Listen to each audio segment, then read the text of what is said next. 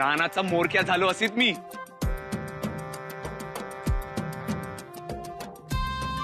पिटक्याशी झुंज देत सळोपळोच्या कड्या वेरून विजेचं फूल तोडीत मी. मोरक्या तर तू असीतच, पण कसे सांगू.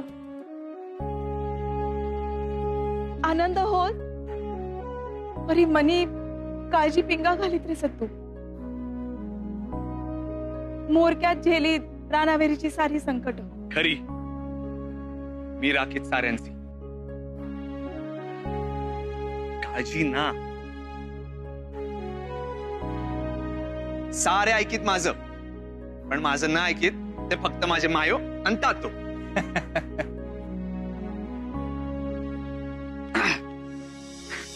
आता ना काम करीत तुम्ही थोडं सुद्धा ना. आता सारं काम हा सत्तू करीत. आणि मायो तू मजेसी जसा घास भरवी तसा आता मी तूच देत घास. तू बाळ मी मायो.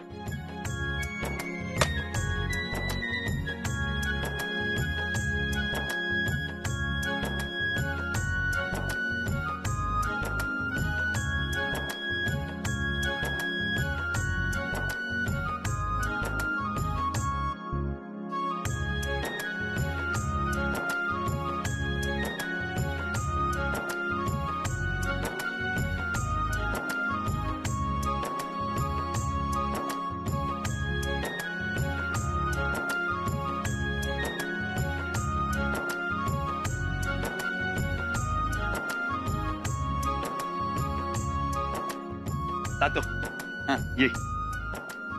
तो इथे बस. इथे बस.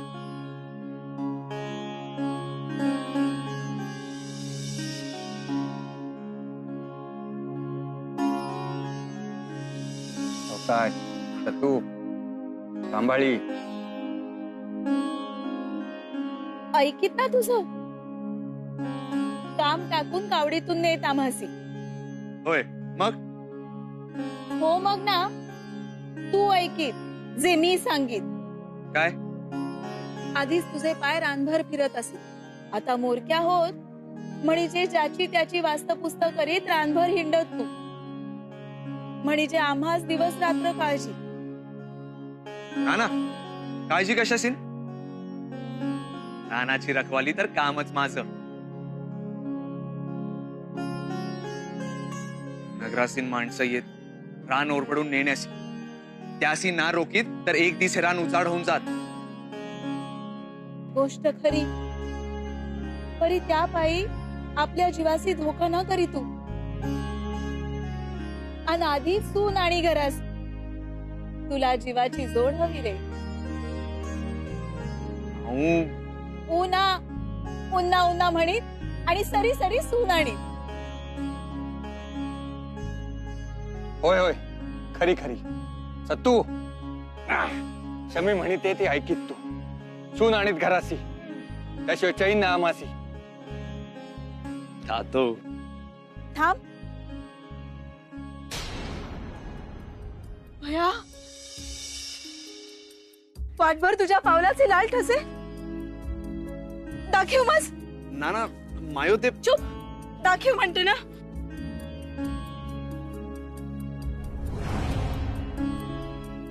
एवढी दुखापत.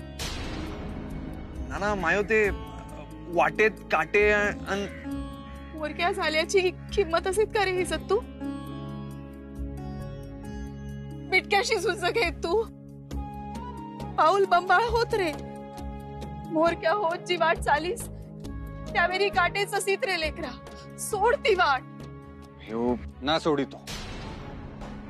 अंगातलं रक्त ना सोडू दे.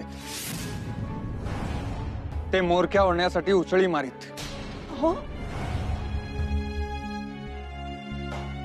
म्हणजे माझे अंगी तर तुमचं रक्त. लाकडी बरणीमध्ये औषधी पाणी अशीच शिल्लक. ते लाव पावलासी. थांब.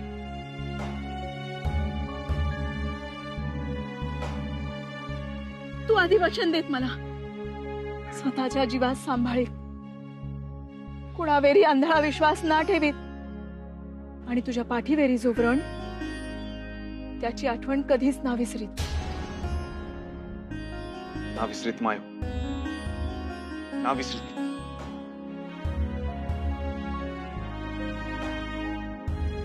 माझे पाठीत सारकन घुसून जीवासी चटका दिला असे त्या बाणानं.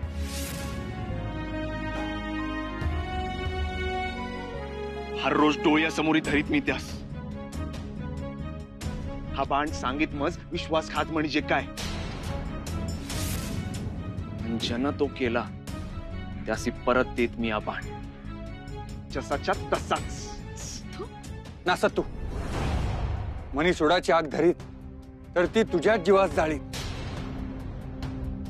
ज्यानं चूक केली, त्यानं विश्वासघात केला, त्याचा न्याय परमेश्वर करेल. आपण ना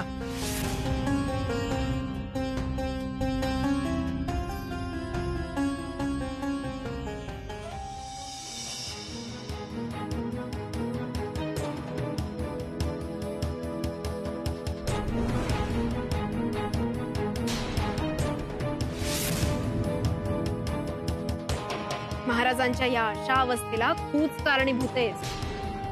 तूच त्या दुर्मिळ फुलाचा हट्ट केलास. आणि महाराजांसाठी काय? तुझा हट्ट म्हणजे ब्रह्मदेवानी सांगितलेली आज्ञा.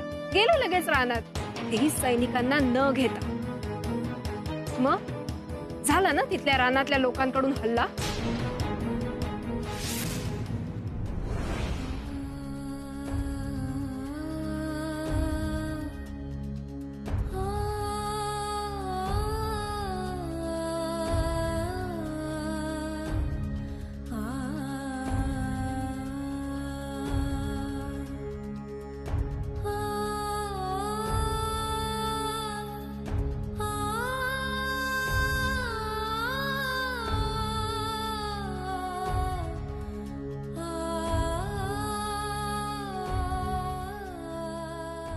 केवळ मी होतो म्हणून वाचले महाराज, नाहीतर रानातले लोक जीवच घेत होते त्यांचा. इतका भीषण हल्ला, छे छे. मला तर शंकाच वाटते महाराज जगतील की नाही. काय म्हणजे ते नाही नाही, असं बोलू नको मामा.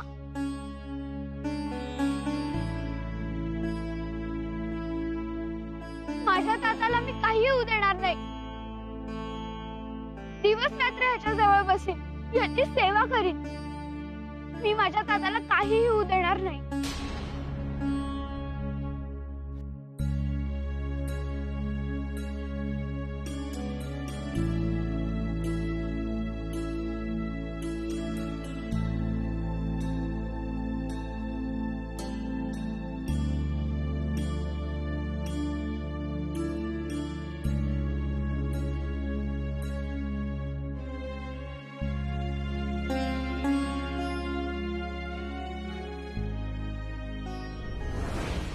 करूनही तुला तुला कुठलीच खंत नाही वाटत का ग?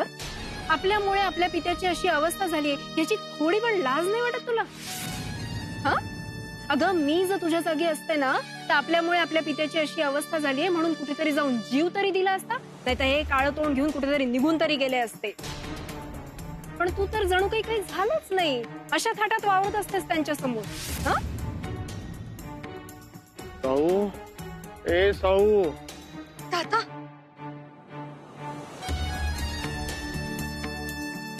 कितीही प्रयत्न केले तरी या पिता पुत्रीची जोडी फुटतच नाही.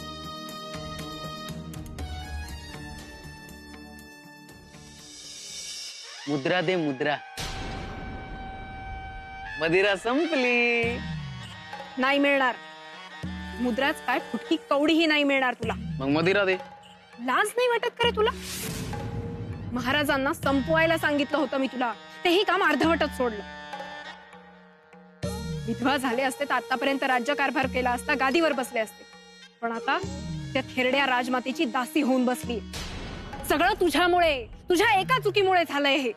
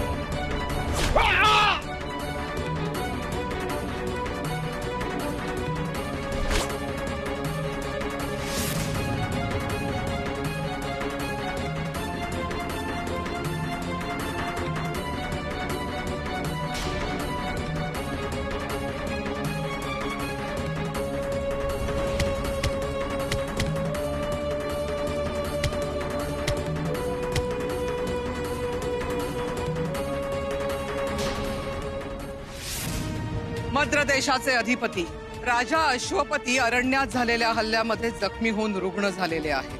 त्यातून ते कधी उठतील ते सांगता येत नाही.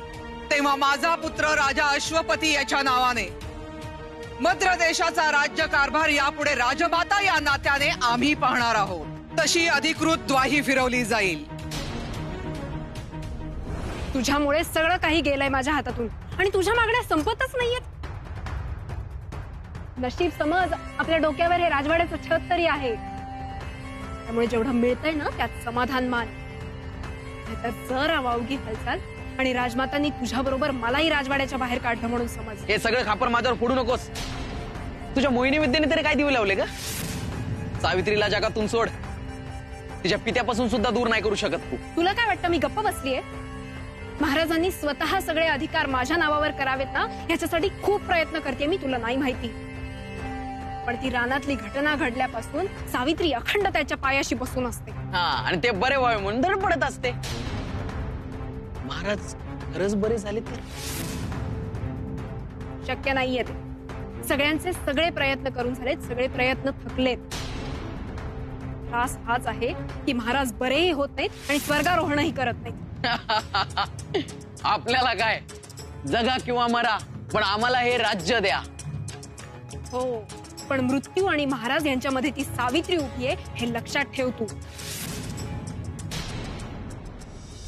ए साऊ, साऊ,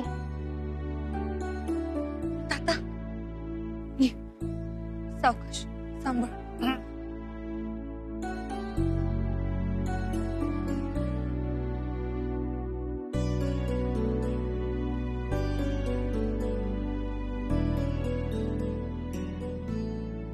इच्छा होत नाहीये ग सावित्री.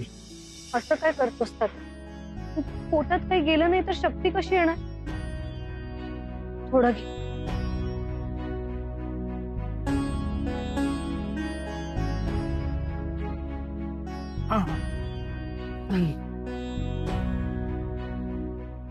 नको माझ्या जीव गुंतूस. मी असलो काय आणि नसलो काय. गेली काही वर्ष मी इथे अंथरुणाला खेळून, तू अखंडपणे इथे बसून असतेस माझ्यासमोर. खरं म्हणजे तुझं खेळण्याचं बागडण्याचं वय आहे. पंख मिटून तू इथे बसलेली असतेस. असं वाटतं ना त्या सज्जापर्यंत जाण्यासाठी माझ्यात प्राण यावा, म्हणजे तिथून उडी मारून मी आयुष्य संपून. वचन दे मला, पुन्हा असं अभद्र ओठांवर काय मनातही आणायचं. जन्म देता देताच आई सोडून गेली मला. त्यानंतर तूच जपलंयस मला फुलासारखं. मग आता मला जपू दे ना तुला. तान्ही असल्यापासून मला तू आणि तुला मी आहो. आणि तू अशा ताटातुटीच्या गोष्टी करतोस. तू बिलकुल काळजी करू नकोस. तू नक्की बरा होणार आहेस. आपण कमी प्रयत्न केलेत का? महाराणी म्हणाल्या तसं खरंच मी पुन्हा माझ्या पायावर उभा राहू शकणार आहे. तोडा माया पाशाने मोकळी हो. आता माझ्या जागी तू असतास आणि तुझ्या जागी मी, तर तू केलं असतंस असं. तू बिलकुल काळजी करू नकोस. आतापर्यंत कदाचित मिळालं नसेल, पण या अवस्थेवर नक्की काहीतरी उपाय असेल. साऊ, साऊ, उपाय सापडला साऊ, उपाय सापडला. कसं? कुठे? काय उपाय आहे? राज्यात एक ऋषीवर आले आहेत. त्यांच्याकडे अद्भुत औषधी मुळे आहेत आणि तत्काळ गुण येतो त्यांचा. माझ्या डोळ्या देखत पाहिलं मी साऊ. एका पायात त्राण नसलेल्या माणसाला चालता केला त्यांनी.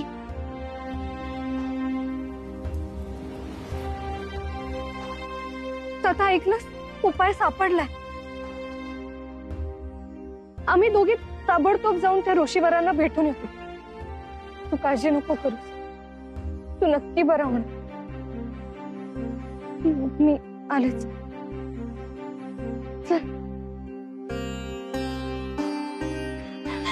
सुरंगी, सुरंगी, मला किती आनंद झाला माहितीये मला पण. चल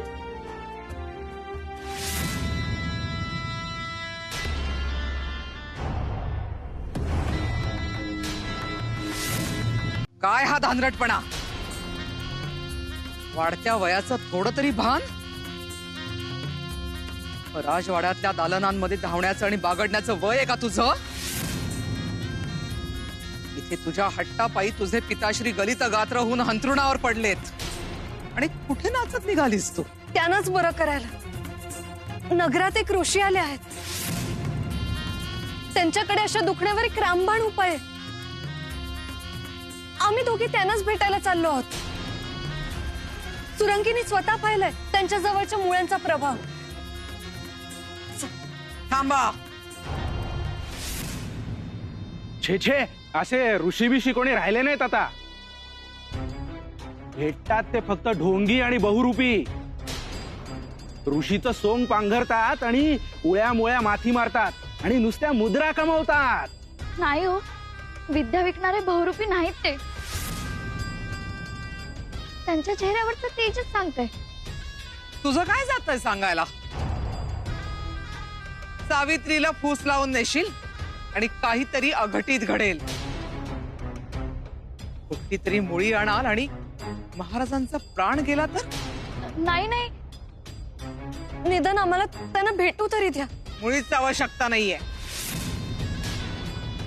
आणि राजवाड्याबाहेर पाऊलही नाही टाकायचं. आमच्या पुत्रावर असे कुठलेही प्रयोग करू देणार नाही आम्ही. नाही म्हणजे तुम्हाला नसली तरी आम्हाला त्यांच्या जीवाची काळजी आहे.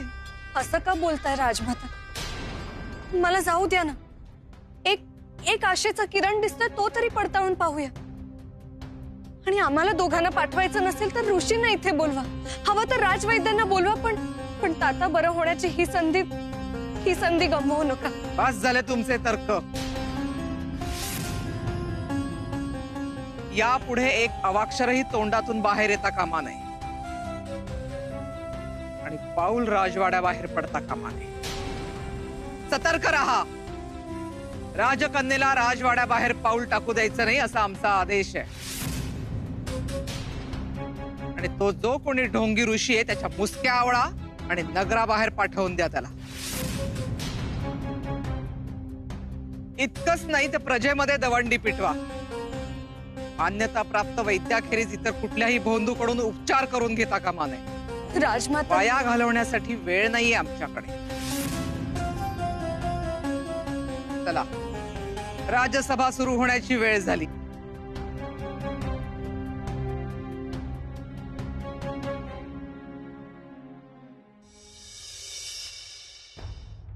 नेहमीप्रमाणे खोडा घातलाच. नुसतं राग राग करत असतात तुझा. पण आता काय करायचं? काढूयात काहीतरी मार्ग. ऋषीवरांचा इथे किती काळ आणि कुठे मुक्काम आहे हे शोधून काढायला हवं. आणि काही करून त्यांची भेट घ्यायला हवी.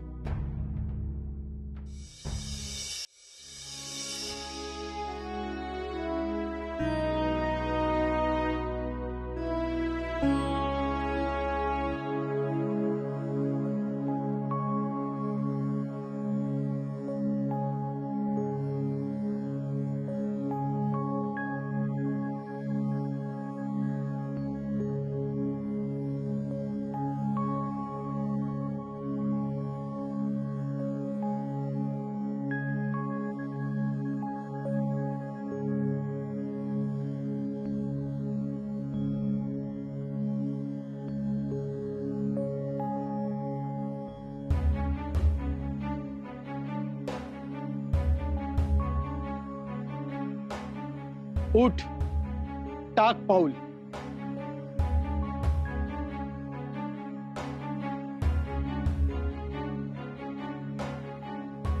घाबरू नकोस, टाक पाऊल पुढे.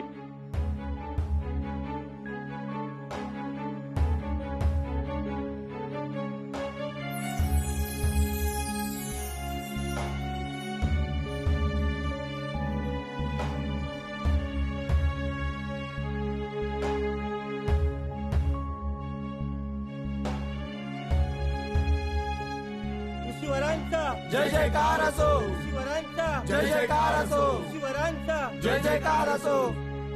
नाही, मला यातले काहीही नको. मुद्रा घेऊन विद्या विकणाऱ्यांपैकी मी नाही. असाध्य रोग बरे करणे हा माझा ध्यास आहे. ते एक पवित्र कार्य आहे. म्हणूनच मी नेहमी या राज्यातून त्या राज्यात फिरत असतो.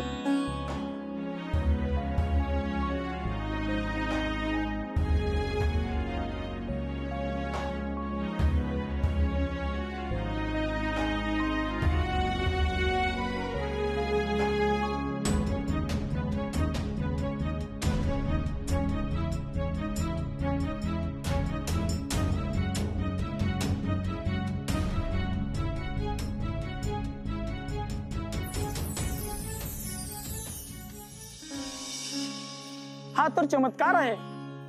नाही, हे एक शास्त्र आहे, अभ्यास आहे. हा निसर्गाचा प्रसाद आहे. परमपित्याने सारी सृष्टी एकमेकांमध्ये गुंफलेली आहे. आपण माणसं, पशु पक्षी, कृमी कीटक, झाडं पानं सारे एकमेकांवर अवलंबून असतो. एकमेकांना जगवतो. परंतु आपल्याला त्याचा आता विसर पडलेला आहे. अरण्याचा नाश करत आपण नगरं उभी करत आहोत. अरण्याला ओरबाडत आहोत. जीवनचक्राची लय मोडत आहोत.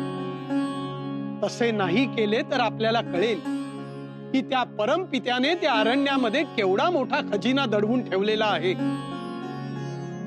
त्याचा अभ्यास केला, प्रयोग केले, साधना केली की विद्या सिद्ध होते. तीच आता तुम्हा सगळ्यांना दिसली. हा कुठलाही चमत्कार नव्हता. त्यामागे अनेक वर्षाचे परिश्रम आहेत. आमचे डोळे उघडलेत तुम्ही मुनिवर. आता एक दया कराल का? आमचे मद्रदेशीचे महाराज गेले अनेक वर्ष पायात बळ नाही म्हणून अंथरुणावर पडून आहेत. त्यांना बरे कराल का?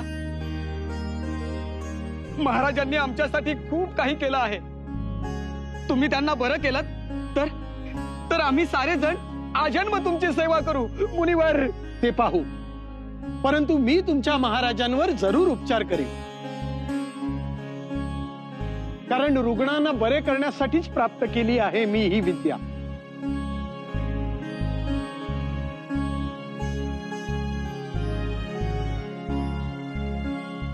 अरे हे पहा, हे तर राजवाड्यातले सैनिक आहेत. बहुतेक ऋषींची कीर्ती पोचली तिथवर. यांना राजवाड्यात घेऊन जायलाच आलेले दिसत आहेत.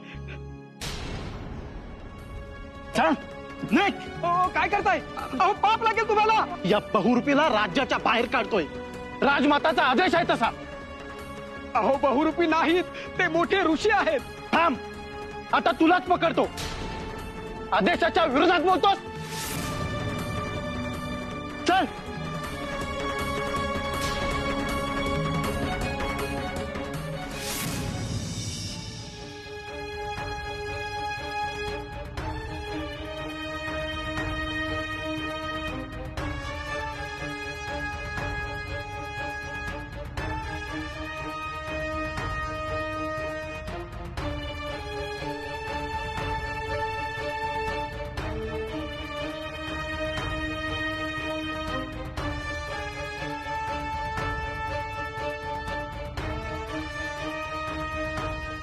अगं पण साऊ, आपण हे सगळं भर राजसभेत राजमातांसमोर बोलायचं?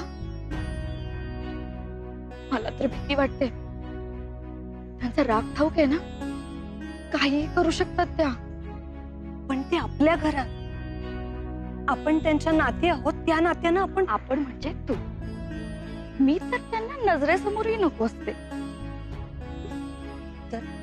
तर घरातली गोष्ट वेगळी आणि राजसभेतली गोष्ट वेगळी.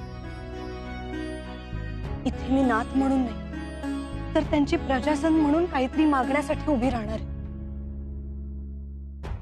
मी फक्त एक राजकन्या नाही, तर या राज्याच्या प्रजेचाही एक भाग आहे.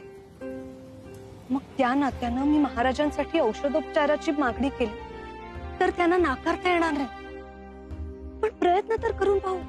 ठीक आहे, मी आहे तुझ्यासोबत. अगदी आगे तोडी घ्यायची असली तरी. पण साऊ, सावध करते हा.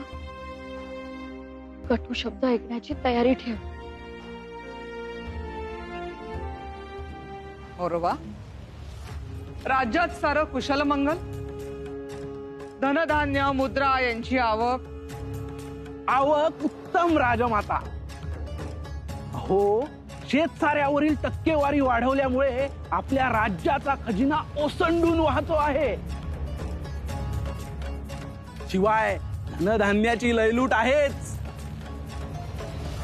आणि आपल्या मर्जीतील व्यापारी गणांमार्फत महत्वाच्या पिकांवर आपलंच नियंत्रण आहे. उत्तम. म्हणजे प्रजेचं जीवनमान उंचावत नेण्यासाठी आपण केलेल्या सगळ्या उपाययोजना यशस्वी झाल्या म्हणायच्या. अलबत, आपल्या नावाचा जयघोष सतत होत राहील याची खबरदारी आम्ही नेहमी घेत असतो. शिवाय प्रजेचं जीवनमान उंचावलं आहे याच्या दवंड्या आम्ही रात्रंदिवस पिटत असतो. त्यामुळे चिंता नसावी. राजमाता, राजमाता, राजमाता, न्याय, न्याय, न्याय हवाय मला राजमाता, न्याय हवाय. सोडा त्याला. चला. हो, उद्या ह्याला नगरभर फिरवून राजमातांनी न्याय दिला, राजमातांनी न्याय दिला असं ओरडायला लावू. राजमाता न्यायी आहेत हे प्रजेच्या मनावर ठसलं पाहिजे. बरोबर आहे. राजमाता, मग दिवसभर राबून सुद्धा 4 दाणे आमच्या पदरात पडत नाहीत. सारं काही व्यापारी आणि सावकार घेऊन जातात. मोत्यासारखं पीक काढतो, पण घरच्या पोरा बाळांच्या मुखी काही पडत नाही. आम्ही व्यापाऱ्याचे दास झालो आहोत. राजमाता, नगरात आम्ही पिकवलेलं धान्य हे व्यापारी लोक चढ्या भावाने बाजारात विकतात. वर वाढीव शेत साऱ्याचं ओझं कसं व्हायचं आमचं? साऱ्याची पोटं भरून आम्ही मात्र उपाशी राहतोय. राजमाता, महाराज असताना असं नव्हतं हो. काय म्हणतोयस? तुला कोणीतरी फूस लावलेली दिसतीये. कष्ट करायला नको, सगळं आयतं हवंय. जास्त कष्ट करा, जास्त धान्य पिकवा आणि मग पोट भरा स्वतःच. शेत साऱ्याबद्दल एक अवाक्षरही काढू नका. त्यातून तुमच्याच कल्याणाची कामं करतो आम्ही. आणि ताकीद देतोय, व्यापाऱ्यांच्या विरोधात जाऊ नका. त्यांच्या छत्रछायेखाली राहण्यातच तुमचं हित आहे. क्षमा राजमाता, पण आमच्या जीवावर हे व्यापारी अमाप नफा कमवतात. तरी पण तुम्ही त्यांची बाजू घेता. हा अन्याय का? अन्याय? अन्याय हा शब्दच नाहीये आमच्या राज्यात. आमच्यावर अन्याय झाला असं म्हणणाऱ्या प्रत्येकाला कोठडीत टाका. आणि या उर्मट शेतकऱ्याला भर चौकात चापकाचे फटके द्या. आणि प्रत्येक फटक्यासरशी आमच्या निष्पक्ष न्यायाचा जयघोष करायला सांगा.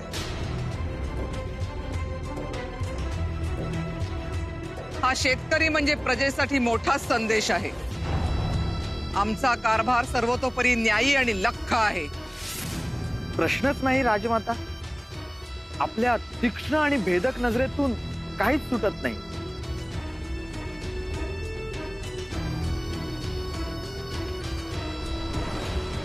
संपूर्ण राजवाडा आणि नगर यांच्या स्वच्छतेची जबाबदारी असलेला प्रमुख कोण? त्याला समोर आणा. राजघराण्यातील सदस्य म्हणून तुमच्यावर ही जबाबदारी सोपवली, त्याचे हे परिणाम. शंभूबा, चला मध्ये जाऊन भिंत उभारू. दोघींच्या नजरा भिडल्या तर मोहिनी विद्येचा वापर करतील त्या. चला. हो.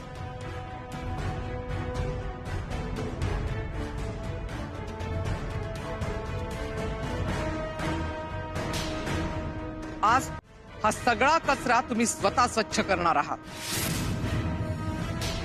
राजमाता, आमची लाज राखा. असं पुन्हा नाही होणार. कोणत्या पापाची शिक्षा देताय आम्हाला? ते तर तुम्हाला चांगलंच ठाऊक आहे. राज्याला तर वारस देऊ शकला नाहीत तुम्ही. शिवाय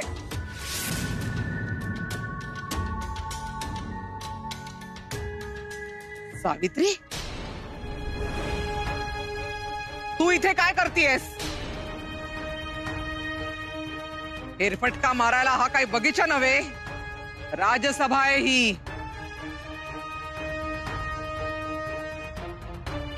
प्रणाम राजमाता. मी एक राजकन्या म्हणून नाही तर सर्वसाधारण प्रजाजन म्हणून एक विनवणी करायला आले आहे. म्हणजे राज्यात एक ऋषी आले आहे, त्यांचं सन्मानानं पाचारण करावं आणि त्यांच्याकडील औषधी वापरून महाराजांची प्रकृती पूर्ववत करावी अशी विनंती आहे. आणा रे त्या सोंगड्याची झोळी.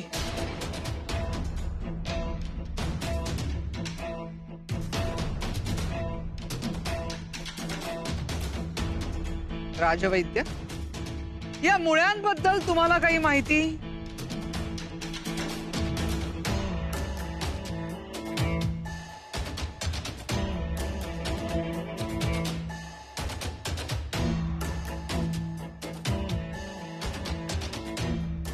क्षमा राजमाता,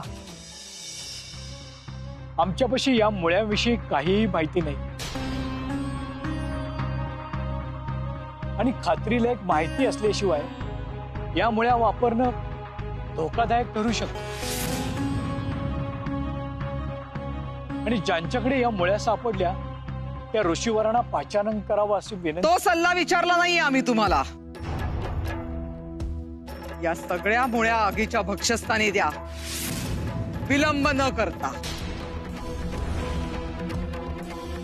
नाही नाही, तपश्चर्याने मिळवलेलं ज्ञान असं भस्मसात करू नका. लोकांच्या कल्याणासाठीच केले ऋषीवरांनी.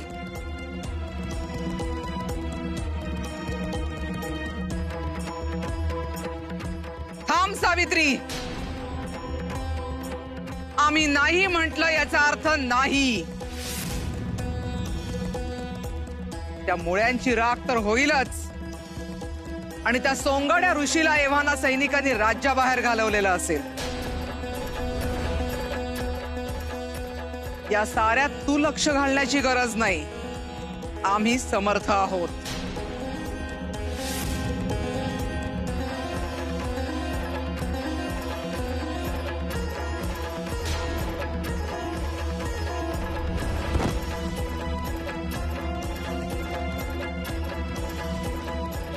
यावेळी जीव वाचलाय, पण पुन्हा इकडे फिरकलास तर मृत्यू तुझी सुटका करेल. लक्षात ठेव. तुझ्यासारख्या रानातल्या मुळ्या घेऊन फिरणाऱ्या माणसाची आणि त्या मुळ्यांची गरज नाही आम्हाला. स्वतःच्याच पायावर कुऱ्हाड मारून घ्यायची ज्यांना हौस आहे त्यांच्या राज्यात मी पुन्हा कधी येणार नाही. पण तुम्ही तर स्वतःलाच विनाशाच्या दरीत लोटत आहात. डोळे उघडतील तेव्हा वेळ निघून गेलेली असेल, तेव्हा त्या रानातल्या माणसांच्याच पायाशी तुम्हाला यावं लागेल. जिथपर्यंत तुमचे हात पोहोचलेले नाहीत, तो रानातला खजिना तुम्हाला संजीवनी देऊ शकेल याचा तुम्हाला साक्षात्कार होईल. परंतु काय बोलतोय? म्हणजे विनाशाच्या दरीत चाललोय? काही आपली तर मौज चालली आहे.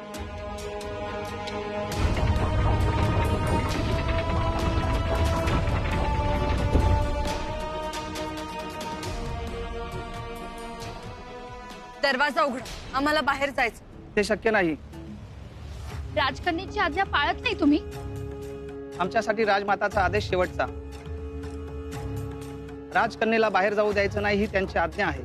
महाराजांना बरं वाटावं असं नाही वाटत का तुम्हाला? जाऊ द्या ना मला. मी ऋषीवरांना भेटून लगेच परत येईल. लवकर दरवाजा उघडा ना. शक्य नाही ते.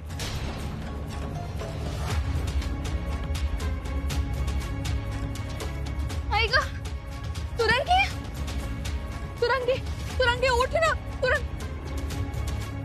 बघताय काय? धावत जा आणि पाणी आणा.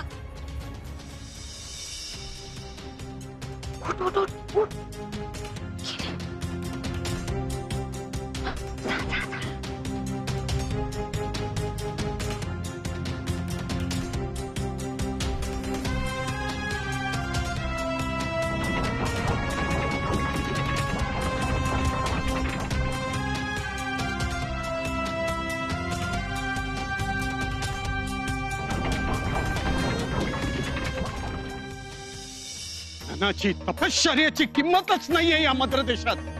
पण उपयुक्ततेचे देखील भान नाही.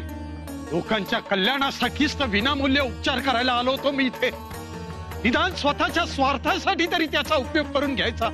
पण तेवढी अक्कल हुशारी शिल्लक राहिलेली दिसत नाही या लोकांमध्ये. जाऊ देत. या लोकांना आत्मघातापासून वाचवणं म्हणजे स्वतःच्या आत्मघाताच्या जवळ जाण्यासारखं आहे. या अहंकारी राजघराण्याकडे आयुष्यभर फिरकणार नाही आता. ऋषीवर थांबा, थांबा ऋषीवर. ऋषीवर मी विनंती करते, हात जोडते तुमचे, थांबा. ऋषीवर, माझे ताता अंथरुणाला खेळले आहेत. माझ्यासाठी दुर्मिळ फुल आणण्यासाठी काही वर्षांपूर्वी ते रानात गेले होते. तिकडे त्यांच्या पायावर आघात होऊन ते गलित गात्र झाले आहे. ते स्वतःच्या पायावर चालू नाही शकत आता. मग मी काय करणार? माझ्या सखीने तुमच्या मुळ्यांमुळे बरे झालेले रुग्ण स्वतःच्या डोळ्यांनी पाहिले आहे. मी हात जोडते, माझ्या वडिलांवर उपचार करा. मी कितीही कष्ट करेन, कोणत्याही अग्निदिव्याला सामोरे जाईन, पण माझ्या दातानं बरं करा. मद्र देशाशी माझा संबंध कायमचा संपलेला आहे. मी पुन्हा कधी तिथे परत येणार नाही अशी प्रतिज्ञा केली आहे. ती मोडणार नाही. तू माझा नाद सोड आणि परत जा. नाही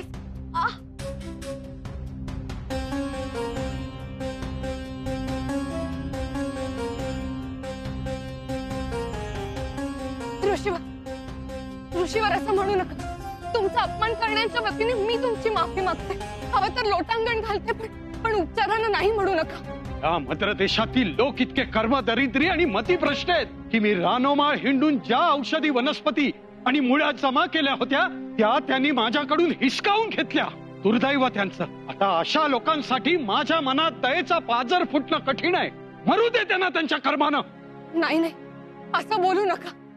क्षणिक रागासाठी तुमची शुद्ध बुद्धी विसरू नका. मद्र देशातले लोक पातळी सोडून वागले, पण तुम्ही तुमच्या धर्मापासून हटू नका.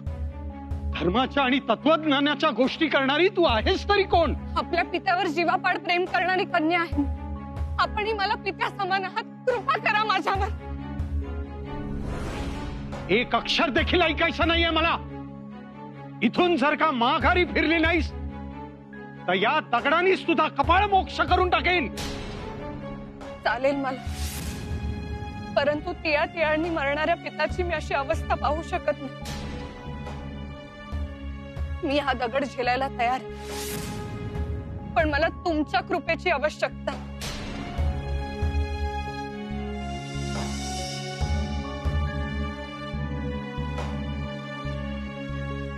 जिंकलंस तू मुली मला.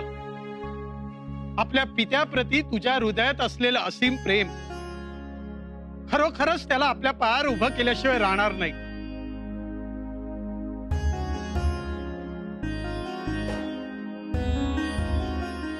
धन्यवाद ऋषीवर. आपले हे बोल माझ्या कानासाठी अमृतासारखे आहे. आता पुढे काय करावं याचं मार्गदर्शन आपणच करावं. उठ मुली. माझ्या जवळच्या औषधी मुळ्या त्या अज्ञ आणि उद्धट लोकांनी माझ्याकडनं हिसकावून घेतल्या. मी त्या मुळीचे वर्णन आणि ठिकाण सांगू शकतो, परंतु ती मुळी मात्र तुलाच आणावी लागेल. सांगावं गुरु, मी आणीन ती मुळी. तुम्ही बांधलेल्या भिंती पलीकडे जे अरण्य आहे त्या अरण्यात सळोपळीच्या कड्याच्या पायथ्याशी 3 झाडांचा एक समूह आहे. त्या समूहाभोवती धारदार पात्यांची काही झुडपं आहेत. त्या झुडपांच्या मुळ्या जर तू हस्तगत केल्यास आणि त्या उगाळून जर राजाला दिल्यास तर त्याच्या पायातली शक्ती परत येईल. हे खूपच अवघड आहे, पण मी जमवे. तुम्ही सांगितलेल्या सगळ्या खुणा नीट लक्षात ठेवे. पण भिंत ओलांडून अरण्यात कसं जायचं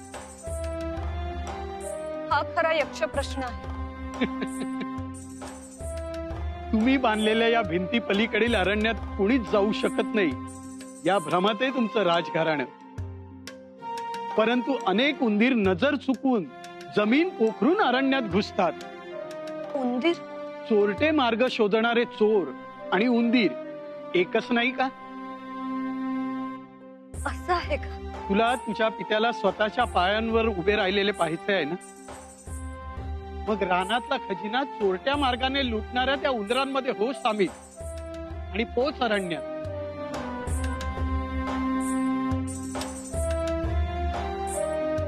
उंदरांमध्ये सामील व्हायचं हे तर खूप मोठं आव्हान आहे.